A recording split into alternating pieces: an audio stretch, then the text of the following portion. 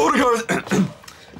Swordigo is one of the best smartphone games we've ever played. Hex, Darren, have you guys ever wondered what it would be like to have Zelda as a 2D side-on platformer? Of course I have. I'm always asking for a Zelda platformer. Well, that and cat-friendly offices.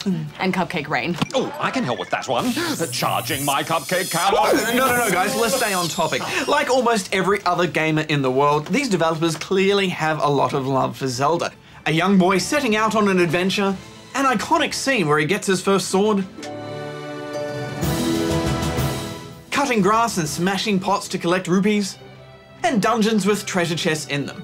I remember being pretty skeptical about this when I first decided to give it a go. I mean, there's just been so many dud platformers on smartphones.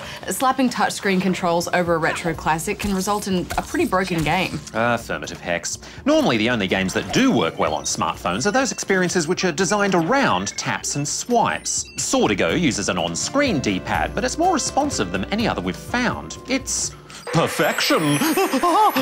Pretty soon, you just forget completely about the controls and end up double jumping around these well-designed levels like a pro. And we can't forget that super cool flaming sword. By attaching magical items to your weapons, your sword goes from a vanilla blade to a flaming saber of awesomeness. But I do think some of the weapons are a bit unbalanced. Your fireball spells do far more damage than the sword, so I found myself upgrading those and barely using anything else. Plus, there's something super satisfying about unleashing fireballs.